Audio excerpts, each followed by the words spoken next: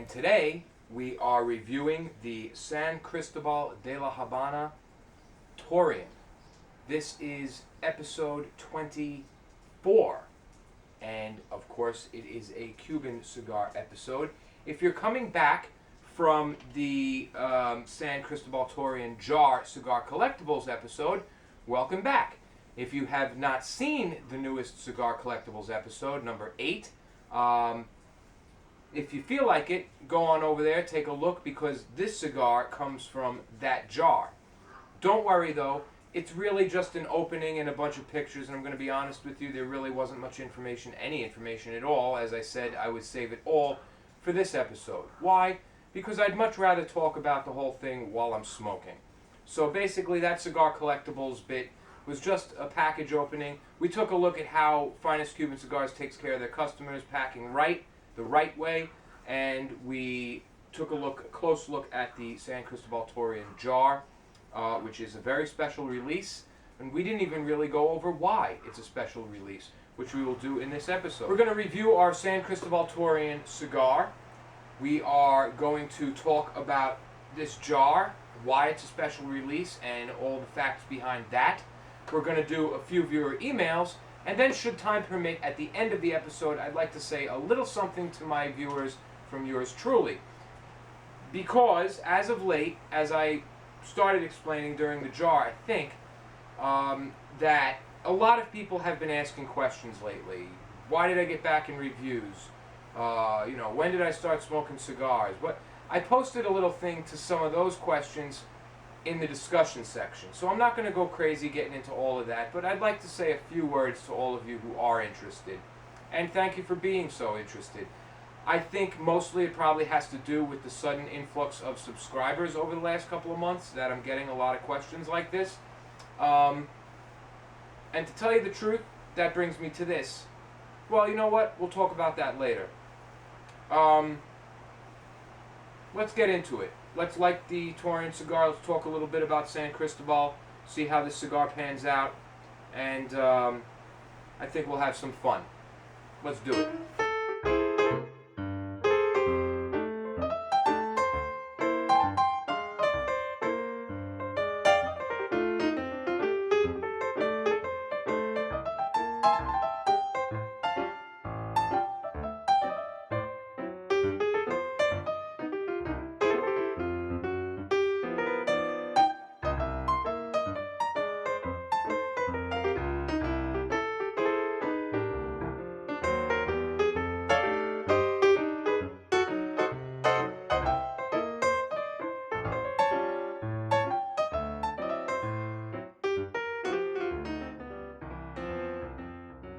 Alright, so, San Cristobal Torreon.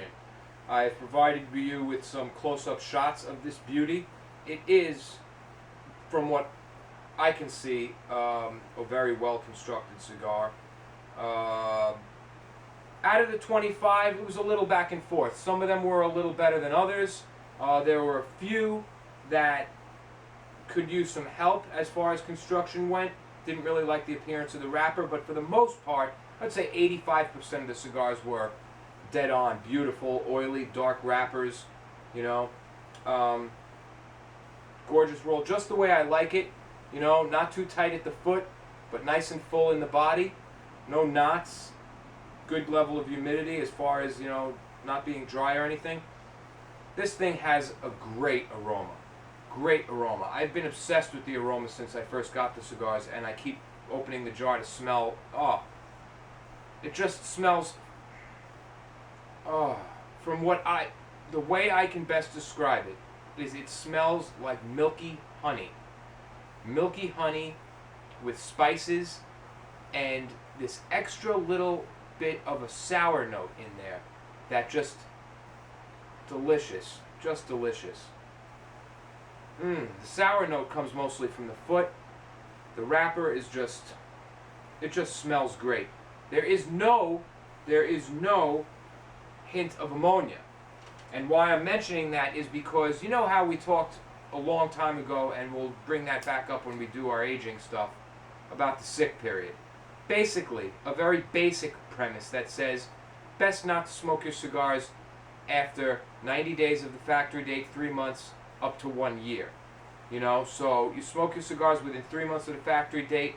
After that, don't touch them until after a year. That's the premise. Now, oddly enough, this is the first box, I think, as far as I can remember, that I ever got that actually had a date on it. September 2013. The date was under the lid of the box. Now, I'm going to clip this baby. And you know what? It's such a beautifully rolled cigar. I'm not going to do my thing where I always cut high. I'm going to just do the cap today.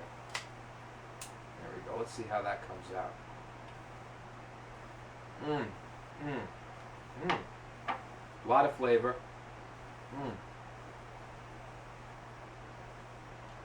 Weedy, honey, sweet spices, a bit of a sour note. It tastes really very much like it smells. Very pronounced Gramminess. Wow. Nice pre-draw. Nice pre-draw. It's funny. It's like it's got a lot of flavor.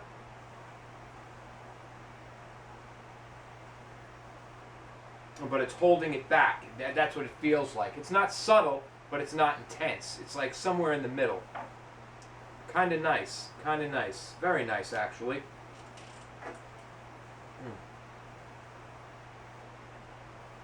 A little bit of cocoa type flavor in there almost. Anyway, as I was saying, as we light up, this cigar is technically, if you follow that, in its sick period, September 2013. This is 8 months in from the factory date. September, October, November, December, January, February, March, April, May. 8 months in. So, I'm breaking my own rules. I usually, personally, if I wasn't doing a review on this cigar, you know, I would, if I saw that date, I wouldn't touch them. I'd leave them alone for a good couple of months. Probably up to a year and a half, and then start screwing around with them. But not all cigars don't suffer from that all the time.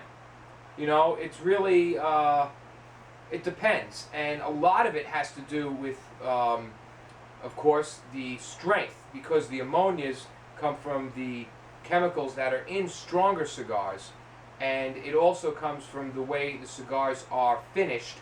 The tobacco is moistened to roll the cigar to get everything pliable and put together, and that extra moisture is trapped, and it basically amplifies and accelerates the aging process to such an extent that a lot of extra ammonia is released, causing the cigar to taste flat or even horrible. So more mild cigars, like this San Cristobal here, which is classified as a mild to medium-bodied cigar, may not suffer as much from that type of thing.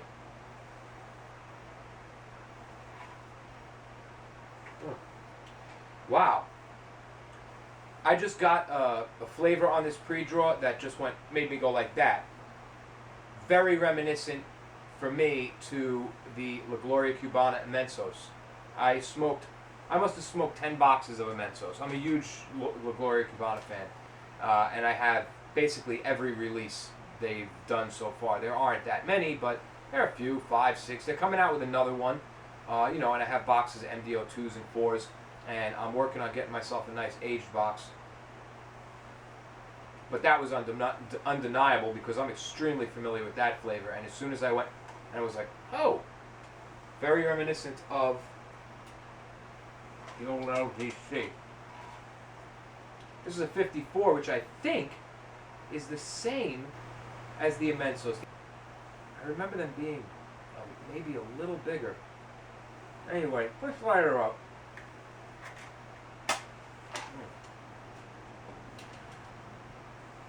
I tell you, I have been dying to do this since I did all that jar stuff. And, you know, after the jar, I was doing pictures and everything and taking the stuff off the camera. And I was just like, I just can't wait anymore to smoke this fucking thing. The smell was just torturing me.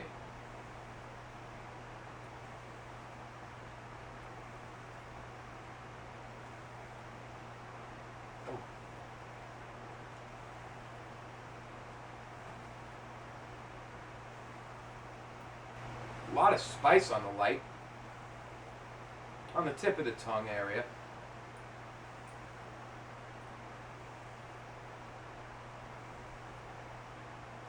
Wow. Spice. Nice level of spice. Right now, right off the light, just after I said this, this tastes a lot like the LGC Immensos, except spicier. But you may not know what that tastes like, so I will describe.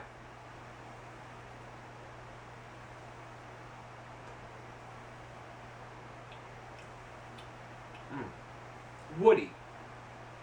Cedar. Very subtle right now. The level of graham and honey flavors, they're there. They went down very subtle. The whole palate is getting a nice tingly spice right now. Even the roof of the mouth. That's the most pronounced thing I'm noticing. But the rest is woody. A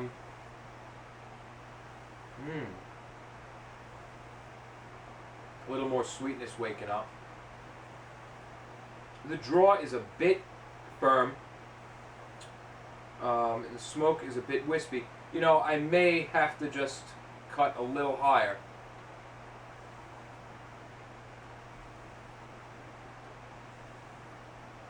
I'm getting decent draws, you know. I'm going to leave it the way it is for now. It's a big wide cigar and it's a mild to medium cigar. So, nice amount of flavor on the light. I'm not overly impressed yet with it, but definitely a nice amount of flavor. There is some sourness to it, which is not bad, but it seems to be alone right now. You know, if it was mixed with some more salt or some more sweetness, it would be great to get that twang, but it seems to be flying solo at the moment. Sour and spice.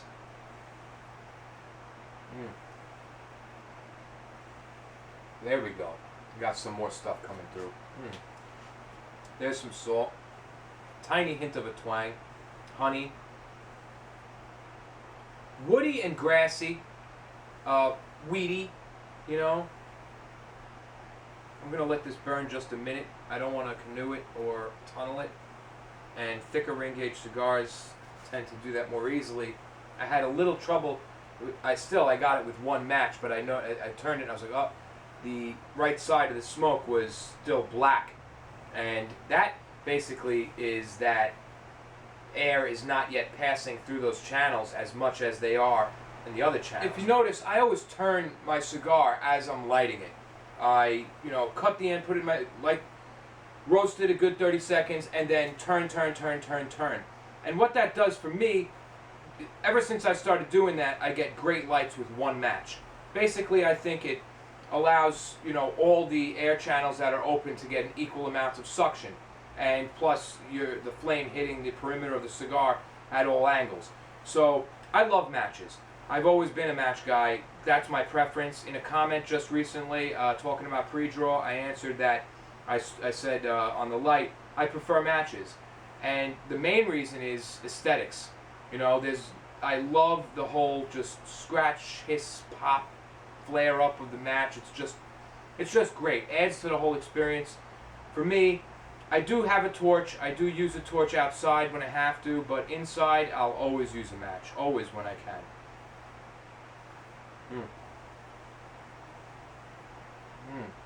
Open it up a little more now. A little more salt and a little more depth. I'm getting some, I want to call them right now.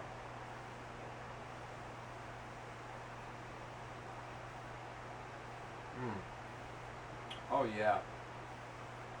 Some nice honey and bean type flavors. Some grass, some wheat,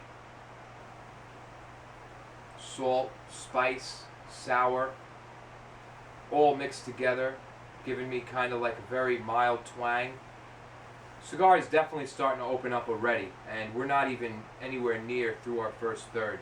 So the light was a little lacking, but flavors are definitely opening up at this point. Let me let it sit there and give it one more puff, why not?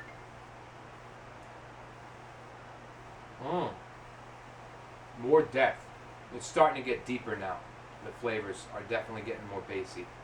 everything was very high up in the previous, the pre-draw into this. But there's some really deeper, almost vegetal type notes opening up. Very nice. Let's get into our San Cristobal brand history. All right, so our cigar is burning very nicely. San Cristobal de la Habana. Now, you know, here we go again where I've written this whole thing, and over time, my writings used to be notes. Now they've become more of narrations. There are benefits and drawbacks to either type of format. The drawback here is I don't look at the camera as much, which I don't like. The benefit is that I remember every little thing I wanted to say. So, whatever. We'll see how it happens. Now, San Cristobal de la Habana. San Cristobal de la Habana, that's the full name of the brand, most people just call it San Cristobal, was first released on November 20th, 1999, at the cusp of the millennium. As such, it is often said that the purpose for this release was to celebrate the long history up until then of Havana. Now, we'll talk about this a little later, but they always give some bullshit reason for releasing a brand. That's really not the reason. During this time period, you released 5 other fucking brands. Well, 5 including this. So, what's going on? Are all of them to celebrate the long history of Havana? Or did you have 5 different special things you needed that all called for a brand? No. It was major shit going on. We're going to talk about that. But, for now, let's concentrate on San Cristobal. The purpose, which they give as far as being to celebrate the long history of Havana, is kind of fitting because the name of the brand is in honor of the original name of Havana, the city of Havana, when it was first established in 1519. A common misconception is that the brand bears its name in honor of Christopher Columbus. So the truth is, as stated previously, the original name of Habana was San Cristobal de la Habana. San Cristobal, or Saint Christopher, in honor of Christopher Columbus, and La Habana, an old native/Indian name for the site on which the city/region was founded. Very mellow. Lots of nice flavors opening up. This is kind of like one of those sweet profile cigars, but it's in between.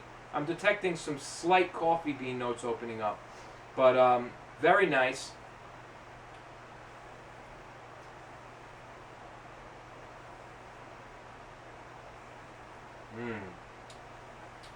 Nice. Very nice through the nose. Very perfumey.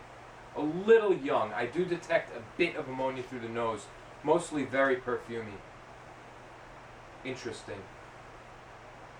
So, that's that. That's the name of the brand, and that's why it's the name of the brand. So, there is some honoring of Columbus, but that was due to the name of the city in 1519. The brand doesn't particularly honor Columbus. So that's the misconception I was talking about. Some people will say and have said to me, oh yeah, it was named that to honor Christopher Columbus. No, it was to honor Habana. The original name was, we just went over this, but not to honor Christopher Columbus. Besides, were the brand truly a tribute to the legendary explorer, the cigars would be named after his ships or accomplishments. They're not. Instead, the 4 original vitolas that made up the brand upon its release were named after old historical forts that once protected Old Havana in Spanish colonial days. Amazingly, the remains of these forts still stand today, or most of them. These vitolas are the El Moro, El Principe, La Fuerta, and La Punta.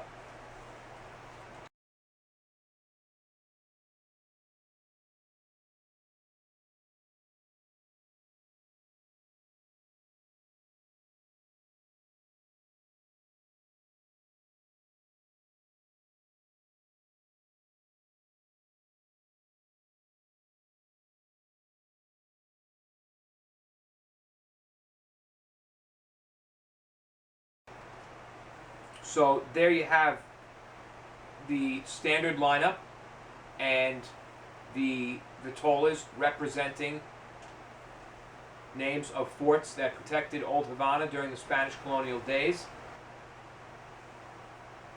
So in 2004, 3 more sizes were introduced as part of a special humidor that celebrated the 5th anniversary of the brand. Really? What's to celebrate? The brand is fucking 5 years old. You can hardly tell if people like it or not yet. Whatever, they come out with this whole big fucking humidor. Nice ash forming on this thing. Very nice.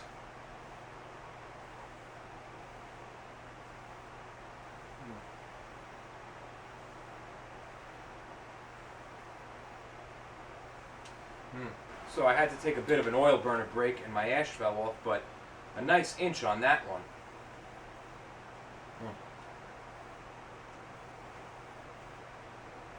Smoke is a bit wispy, but still it has a creamy effect on the palate. Nice bean type flavors really coming in now. Spices died down. We're going to talk about our first third soon. Okay, so in 2004, as I was saying, 3 more sizes are introduced as part of a special humidor release celebrating the newly formed brand's 5th anniversary. These were the Mercaderes, the Morales, and the Oficios, all named after some of the oldest streets in Old Havana. Okay, pretty cool. I don't know what's going on all of a sudden with all these vitolas actually meaning things, you know? I want to say that seems like a very American thing, as older Cuban cigar brands, number 1, number 2, Churchill, there are some examples of older cigars being, but only after they become famous for something, so this seems like a very American type thing to do. I don't know. I'm always comparing things to the American market, how Cuba follows the American market. But sometimes I say, hey, look, America's following the Cuban market. Look at all the brands releasing jars now. I mean, there's an issue with that, like we were talking about with Pete Johnson in his jar. Did Cuba influence Pete Johnson, or did Pete Johnson actually influence Cuba? The Black Tatuaje jar in 2007, yeah, it came after the Millennium jars, but before this barrage of fucking jars, you had 1 a year, and then all of a sudden 2, sometimes 3 a year now. Craziness. Anyway, back to the story. These were the Mercaderes, the Morala, and the Oficios, all named all the streets in Havana. These special release sizes were again introduced in 2006 as La Casa del Habano released cigars, dressed in secondary LCDH bands and available in regular boxes. Which means, if you spent a lot of money and bought a humidor thinking that you were getting some really special high-end cigars that were never going to be released again, you got fucked in the ass. Because all of a sudden now anybody can get them. I hate when they do that. It's really not right. It's really not right. Tell the person beforehand, or don't do it. Because people are paying money for the fact that these cigars are not available anywhere else or won't be available again. Trust me, people are paying money for that fact. So when you re-release the cigars, you know how pissed off I'd be if they all of a sudden said, hey, we've held on to all these La Gloria Cubana Deliciosos for 6 years, and here we go, now they're available in boxes of 10. Fuck you. That shit's crazy, man. I really hate that. So anyway, they released them all, and here's the funny thing, I bet a lot of other people got angry, because here's what happened. These were regularly available for a long time, until they were discontinued in 2011 as part of a new policy which restricted all La Casa del Habano cigars to being released in limited numbers only. Now, yeah, I could say, see, other people were pissed off and that's why they did it, but no, that's not why they did it. They did it because people are addicted to limited cigars. Addicted, I tell you, to limited edition cigars. And if it's limited, they're going to buy it up quick and fast, rather than say, oh, it'll be available next year, I'll wait. Do you have any idea how many people went out and bought San Cristobal cigars, just these sizes, Mercaderes, Morales, when they learned they were being discontinued? This happens all the time. All of a sudden, word goes out that, hey, these cigars are no longer going to be available, and collectors go crazy and buy them all, because they know 10 years down the line, there'll be none. You know, so it'll be like this special niche thing, and they'll be able to cash in on it. Ah, the cigar world. Anyway, other special releases include the O'Reilly, which was the cigar made for the 9th release of the Habanos Collection Series, aka the Cuban books. I had a friend who collected all of these things. All of them. I held out. I had to. It was either jars or those. Sometimes I go to sleep at night wishing I bought those, but most of the time I'm very happy with my jars. I can't collect everything. I have to choose something. I smoke everything and collect what I can. Like I said earlier in another statement, collection is really a misnomer because all my cigars are getting fucking smoked one day or another anyway. It's not like I'm holding on to them waiting to sell them for money. You can't buy my La Gloria Cubana jar. You can't. No, you can't even buy a cigar from it. Okay, $5,000. You know, like, I don't want to sell it. I don't want to sell it. So, it's not really so much of a collection as it is a hoarding. Anyway, I had a friend who bought all these books, and man, I tell you, they are pretty awesome. But, you know, basically, all they are is releases of cigars from all the different Cuban brands, and they didn't get to all of them. They did all the global brands, and, you know, they didn't do La Gloria Cubana. That I would have bought. Basically, releases of these cigars from all these known brands that were definitely aimed at the American market. Why do I say that?